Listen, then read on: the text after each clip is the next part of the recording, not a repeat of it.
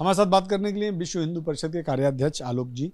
आलोक जी, ज्ञान व्यापी मस्जिद के मामले में आज बनास की कोर्ट ने फैसला सुनाया और उन्होंने एक तो कमिश्नर को इंटैक्ट रखा है और साथ में 2 और एडिशनल कमिश्नर साथ में ऐड कर दिए हैं कि वो लोग भी इस पूरी सर्वे में साथ में रहेंगे। लेकिन एक और सबसे महत्वपूर्ण बात उन्होंने कही है कि यदि ज़रूरत पड़े तो ज्ञान व्यापी मस्जिद के जितने भी बंद दरवाजे हैं उनके ताले तोड़ दिए जाएं, लेकिन सर्वे पूरा किया है। इसे किस रूप में लेती है विश्व हिंदू परिषद? मैं बहुत हैरान हूं कि मुस्लिम पक्ष में सर्वे से इतनी घबराहट क्यों है। कुछ बदला नहीं जा रहा है, कुछ बनाया हटाया नहीं जा रहा है।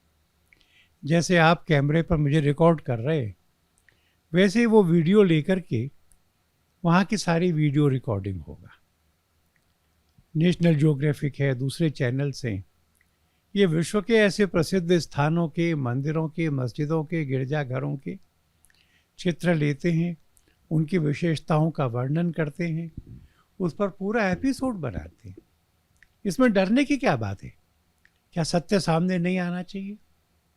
क्या जो जैसा है वैसा दिखना नहीं चाहिए? इसमें से शक होता है कि सत्य को छुपाने के पीछे की मंशा क्या है। एक बात। मुझे जो दूसरी बात की पीड़ा है, कमिश्नर के आदेश के खिलाफ तो मुस्लिम पक्ष गया था हाई कोर्ट में, बहस सुनी गई, वो हार गई। तो क्या कोई मुद्दई ऐसा कह सकता है कि मैं कोर्ट जाऊंगा, कोर्ट का फैसला मेरे पक्ष में होगा तो मानूंगा, मेरे खिलाफ जाएगा तो मैं नहीं मानूंगा? अगर ऐसा होगा तो देश में कानून का शासन नहीं रहेगा। मतलब आप ये कहना चाह रहे हैं कि वो सामाजिक तौर पे वो खुद गए कोर्ट में और अपने ही जाल में फंस गए? मैं नहीं कहूंगा कि जाल में फंस गए। जो निर्णय हाईकोर्ट को लगा कानून की दृष्टि से सम्मत है वो हुआ, पर जब खुद गए तो फिर जाने के बाद मानना भी तो आवश्यक है, क्योंकि गए तो वही थे ना। तीसरी बात यह है कि ये जो पूजा का अधिकार मांग रही हैं 5 महिलाएं, मस्जिद में नहीं मांग रही। मस्जिद की जो पीछे की दीवार है, उसका जो सिरा सड़क पर खुलता है, उस दीवार में श्रृंगार गौरी की मूर्ति उकेरी गई है वर्षों से। मैं 1974 में गया था। काशी विश्वनाथ जी के दर्शन के बाद महिलाएं श्रृंगार गौरी को सिंदूर चढ़ाती थी। किसी को आपत्ति भी नहीं होती थी, कोई तनाव भी नहीं फैलता था।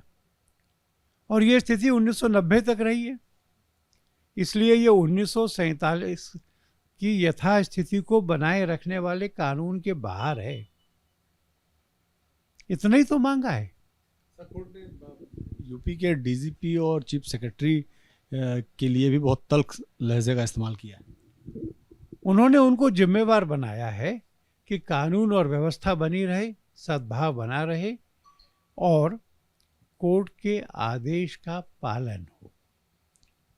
जब कोई पूरी कमेटी ये कहकर खड़ी होती है कि जो होगा देख लेंगे, कोर्ट की नहीं मानेंगे, तो कोर्ट को अपनी बात मनवाने के लिए विशेष प्रयत्न करना होता है। मैं उम्मीद भी करूंगा, मैं अपील भी करूंगा कि इस निर्णय का विरोध अब नहीं होना चाहिए। सर, एक बहुत बड़ी आप लोगों की यहाँ मुहिम चलती रही है कि अयोध्या पूरी हो गई है, मथुरा और काशी बाकी है, तो क्या इसे उस रूप में देखना चाहिए कि विश्व हिंदू परिषद की जो परिकल्पना थी मथुरा और काशी में भी भव्य मंदिर और मस्जिद के बीच का जो विवाद है वो खत्म हो, उस दिशा में भी आप इसे देखते हैं? नहीं तो हमने तो ये निर्णय किया है कि जब तक अयोध्या में श्री रामलला विराजमान नहीं होते तब तक और मुद्दे नहीं उठाएंगे। ये विश्व हिंदू परिषद का मुकदमा नहीं।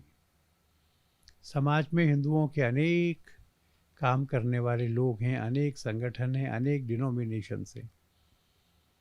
किसी ने ये विषय शुरू किया है, पर जहाँ तक श्रृंगार गौरी के मंदिर का सवाल है, हमको यह मुकदमा उचित लगता है।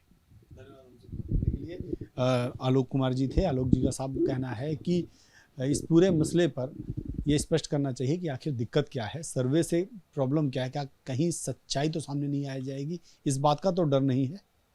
कैमरामैन सुरजीत के साथ नीरज पांडे, एबीपी न्यूज़, दिल्ली।